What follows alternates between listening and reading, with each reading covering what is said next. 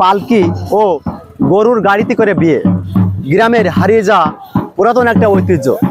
এমন খবর শুনলে কার না দেখতে মন চাই।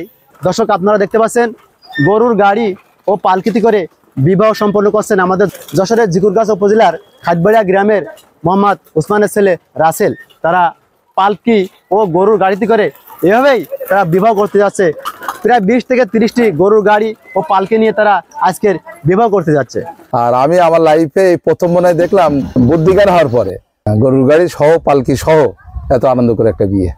তবে এখন আর এই গরুর গাড়িতে করে বিবাহ দেখতে আমরা পাইনি, এমন ঐতিহ্য একেবারে বিলুপ্তির পথে।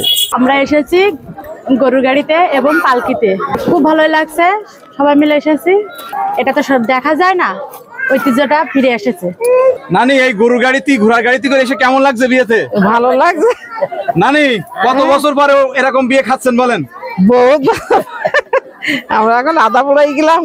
আপনাদের সময় কি এরকম গরুর গাড়িতে এরকম ঘোড়ার গাড়িতে বিয়ে হইতো? গরুর গাড়িতে হইতো। এই যে আয়োজন, এই আয়োজনটা আপনারা কিভাবে করলেন? হ্যাঁ হ্যাঁ, আপনাদের কি মানত ছিল? না, কোনো মানত না, আনন্দ করি। এটা মাথায় আসলো কিভাবে যে এইভাবে বিয়েতে যেতে হবে? জানে একটা ছেলে দিয়েছে, আনন্দ করি ওরা। নানি, এই বিয়েতে কি কি নিয়ে আসছেন? এই তো ডাব ডাব, ডাব সুকার, এই মুড়ি, হ্যাঁ, এই লুঙ্গি গেঞ্জি, হ্যাঁ, এই শাড়ি, 7খান শাড়ি, হ্যাঁ, এই আছে কেন চমচম। চমচম। হ্যাঁ। কত বছর আগে আপনারা এমন ঐতিহ্য ঘোড়া গাড়ি, গরুর গাড়ি, পালকিতে করে বিবাহ দেখছিলেন? দেখছিলাম কিন্তু ধরেন 30-40 বছর আগে। আর এখন এতদিন পরে আবারও দেখতে পাচ্ছেন, তা কেমন উপলব্ধি আপনারা করছেন? এখন উপলব্ধি করতে খুব ভালো লাগছে বলে করতেছি।